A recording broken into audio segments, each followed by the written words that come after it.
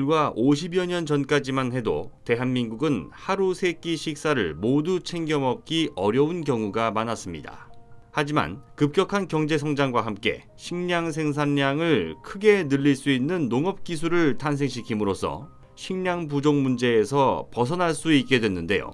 2019년 기준 우리의 주식인 쌀 자급률은 92.1%입니다. 전체 쌀의 90% 이상을 스스로 생산할 수 있다는 의미인데요. 나머지 7.9%는 국산 쌀이 모자라서가 아니라 의무적으로 수입해야 하는 쌀 때문입니다. 이제 대한민국은 굶주림에서 벗어난 나라가 됐습니다. 그러나 아직도 전 세계 인구 10명 가운데 1명은 제대로 음식을 섭취하지 못해 영양실조와 죽음의 문턱을 넘나들고 있습니다. UN 식량농업기구에서 올해 초 내놓은 자료에 따르면 2020년 기준 굶주림에 시달리는 전 세계 기아 인구는 8억 명을 넘어섰습니다. 특히 심각 경고 수준의 기아는 중부 아프리카 지역에 집중됐다는 것을 알 수 있는데요. 학계에서는 사하라 사막 이남 지역 아프리카에서 오는 2050년까지 식량 부족 문제가 가속화될 것으로 전망했습니다. 2050년까지 인구는 지금의 2.5배로 늘어나지만 곡물 생산량은 수요의 3분의 1 수준에 그친다는 겁니다. 하지만 대한민국이 전파한 우량 종자가 아프리카 가나에서 첫 수확에 성공하면서 학계의 예상을 깨고 아프리카가 굶주림의 대륙이라는 오명에서 벗어나게 될 날이 다가오고 있습니다. 전 세계에서 주식으로 쓰이는 곡물은 쌀과 밀로 양분됩니다. 쌀은 주로 동양 문화권에서, 밀은 서양 문화권에서 애용돼 왔는데요. 쌀은 껍질을 벗기는 도정 작업을 거쳐 그대로 밥을 지어 먹지만 밀은 빻아서 가루로 만든 뒤에 면이나 빵으로 가공해 먹는 것이 일반적입니다. 쌀과 밀 중에 어떤 것이 더 좋고 나쁜지를 판단하기란 쉽지 않습니다. 각자의 장단점을 모두 갖고 있기 때문입니다. 쌀의 최대 단점은 농사짓기가 굉장히 어렵다는 겁니다. 벼농사는 밀과 달리 맨 땅에 지을 수가 없고 항상 물이 고여있는 논을 만들어야 합니다. 여기에 물을 공급할 수 있는 관계시설을 확충하는데 많은 비용과 노력이 필요합니다. 다시 말해 쌀은 농사짓기 어렵지만 먹기는 쉽고 밀은 수확은 쉽지만 가공해 먹기가 어렵다는 건데요. 영양적 측면에서도 장단점은 엇갈립니다. 밀은 쌀보다 단백질의 비율이 2배가량 높습니다.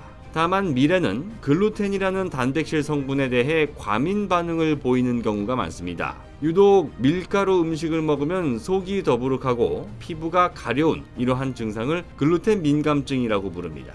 또 밀을 가루로 만드는 과정에서 식이섬유 대부분이 파괴되기 때문에 변비를 일으키는 주 원인이 되기도 하는데요. 이러한 밀의 단점들로 인해 어렵더라도 벼농사를 짓고자 하는 나라가 늘어나고 있습니다.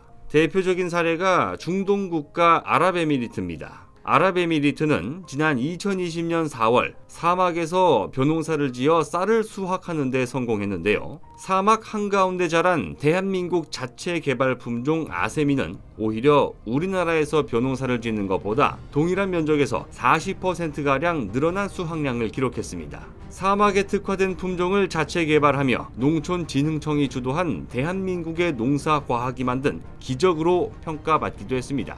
그리고 그 기적은 아프리카 가나로 퍼져나갔습니다. 가나는 열대성 기후에 속한 나라로 우기와 건기가 나뉘어 있기 때문에 양호한 농사 조건을 갖추고 있습니다.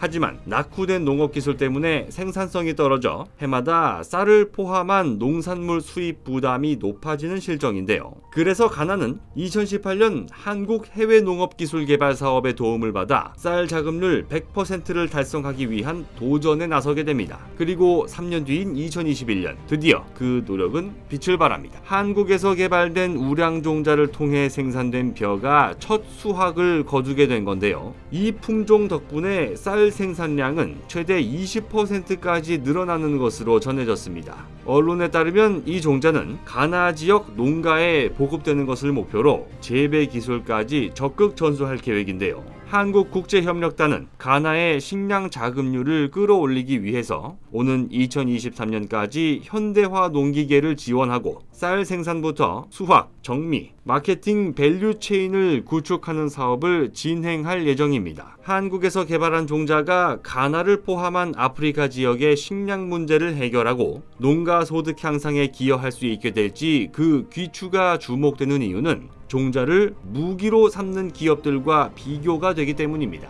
특히 미국의 몬산토는 전 세계 종자 기업들을 모조리 인수함으로써 종자로 농민을 괴롭히는 악덕 기업으로 유명합니다. 농장에서 나온 씨앗을 다시 심으면 특허권 침해 소송을 거는 등 악행을 일삼아왔는데요. 독점 기업의 횡포를 위해 개발된 농업기술이 아닌 기아 문제 해결이라는 더 큰 꿈을 추구하는 대한민국의 농업기술이 하루빨리 더 큰 결실을 맺을 수 있기를 바랍니다. 곧 새로운 내용으로 다시 찾아뵙겠습니다. 좋아요 버튼과 구독 버튼을 눌러주시면 더 좋은 내용으로 보답하겠습니다. 감사합니다.